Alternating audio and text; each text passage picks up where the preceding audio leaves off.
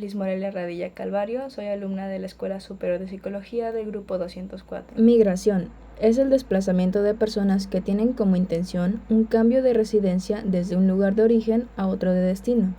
Esto atravesando algún límite geográfico que generalmente es por una división político-administrativa.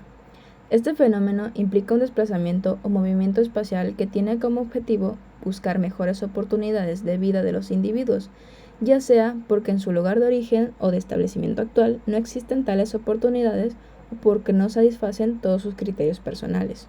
Migración forzosa, término genérico que se utiliza para describir un movimiento de personas en el que se observa la coacción, incluyendo la amenaza a la vida y su subsistencia, bien sea por causas naturales o humanas. Migración de retorno, movimiento de personas que regresan a un país de origen o a su residencia habitual, generalmente después de haber pasado por lo menos un año en otro país. Este regreso puede ser voluntario o no, que incluye la repatriación voluntaria.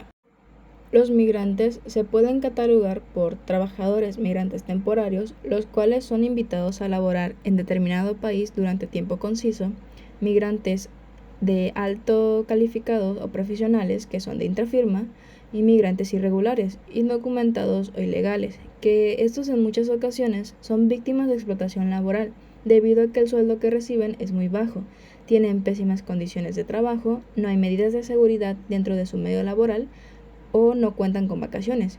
Todo esto se traduce en una ausencia total de derechos laborales. ¿Cuáles son las causas de la migración? Entre los principales motivos está la búsqueda de oportunidades laborales, teniendo en cuenta la demanda de fuerza de trabajo poco calificada en los países desarrollados y el efecto de la globalización sobre el aumento de fuerzas de trabajo que busca una mayor remuneración en los países desarrollados. Entre algunos factores tenemos lo que es el sociopolítico, que es la persecución étnica, religiosa, racial, política y cultural que empujan a las personas a abandonar su país. Un factor importante es la amenaza de guerra o la misma guerra, o también conflictos y la persecución del gobierno. Los que huyen de conflictos armados, violaciones de derechos humanos o persecución tienen más probabilidades de ser refugiados humanitarios. Esto tendrá un impacto sobre dónde se asientan, ya que en algunos países tienen enfoques más liberales para los migrantes. En primera instancia, es probable que estas personas se muden al país seguro más cercano que acepten solicitantes de asilo. La columna vertebral del derecho internacional humanitario son los convenios de Ginebra, que regulan la conducta de los conflictos armados y tratan de limitar sus efectos. Factores demográficos y económicos. El cambio demográfico determina cómo se desplazan y migran las personas. Una población en crecimiento o en disminución que envejece o es joven tiene un impacto en el crecimiento económico y las oportunidades de empleo en los países de origen o en las políticas de migración a los países de destino. La migración demográfica y económica está relacionada con las normas laborales deficientes, las altas tasas de desempleo y la salud general de la economía del país. Factores medioambientales. El medio ambiente siempre ha sido un motor de migración, ya que las personas huyen de desastres naturales como inundaciones, huracanes y terremotos.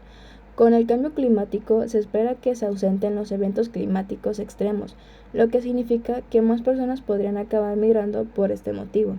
Según la Organización Internacional de la Migración, OIM, los inmigrantes ambientales son aquellos que, debido a los cambios repentinos o progresivos en el medio ambiente que afectan negativamente sus vidas o condiciones de vida, están obligados a abandonar sus hogares habituales, ya sea temporal o permanente, y que se mudan dentro de su país en el extranjero.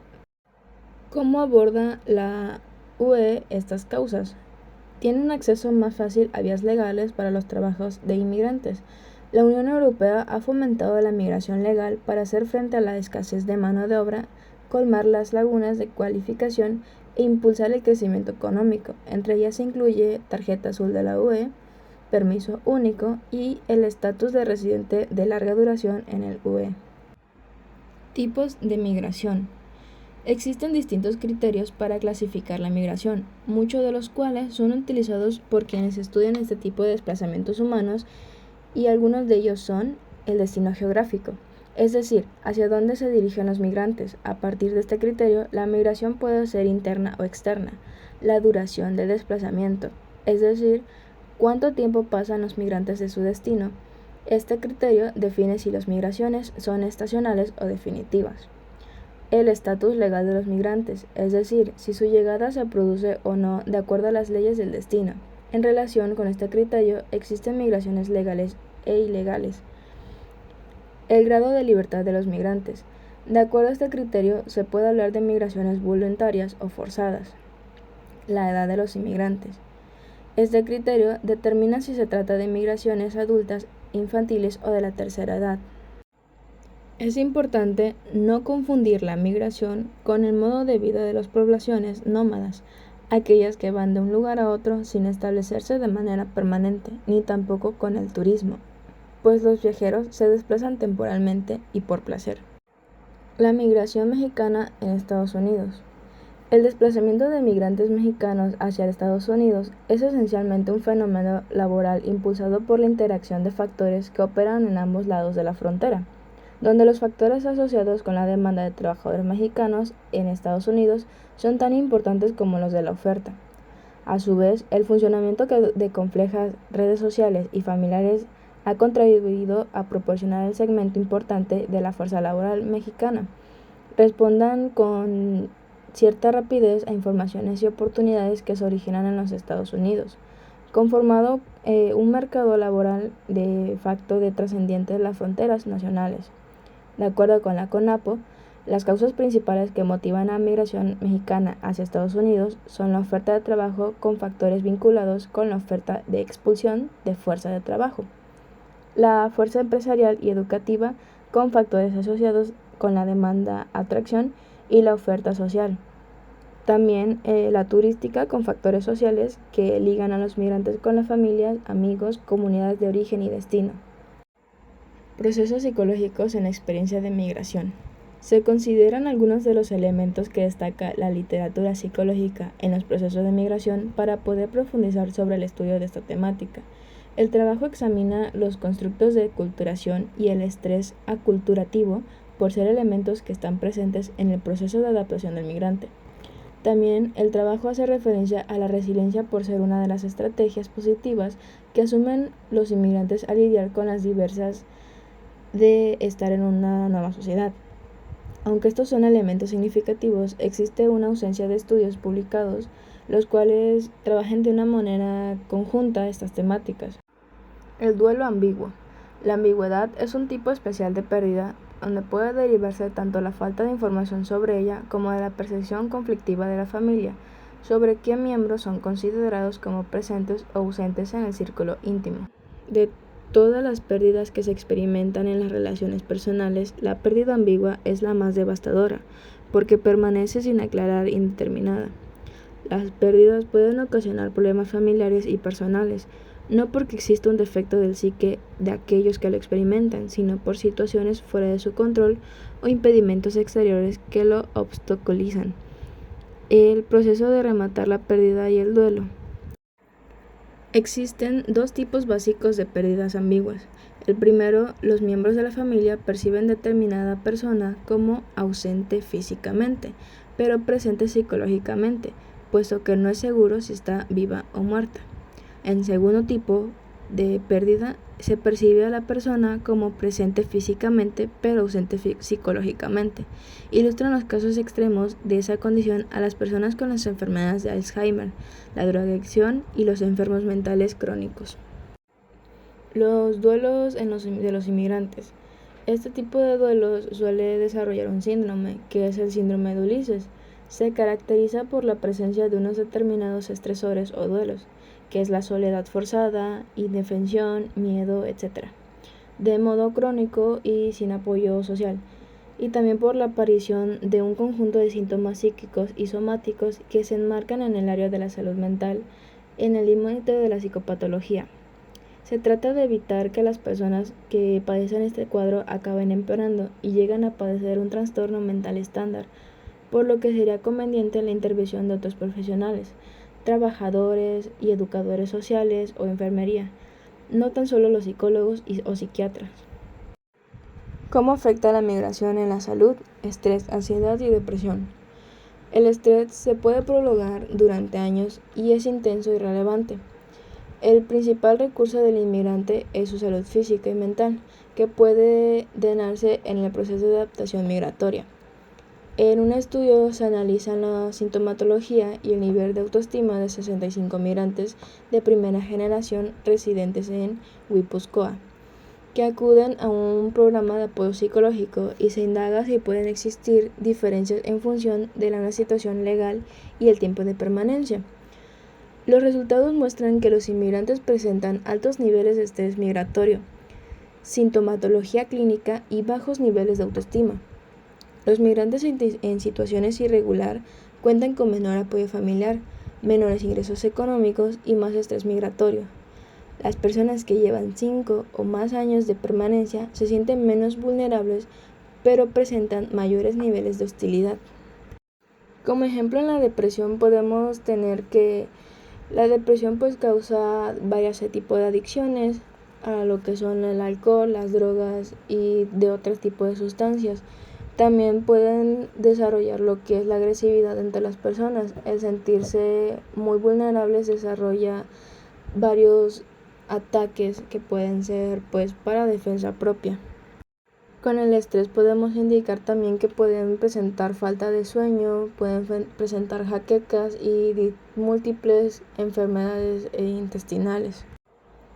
La migración como suceso de la vida estresante.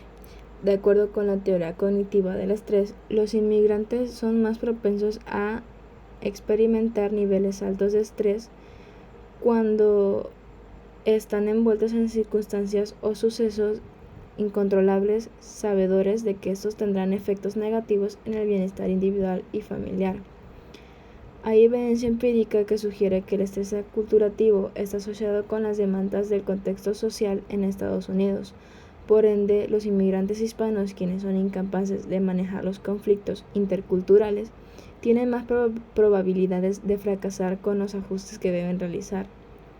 La misma situación ocurre con los grupos minoritarios de inmigrantes, que experimentan más estrés aculturativo cuando su cultura de origen tiene poca similitud con la de residencia.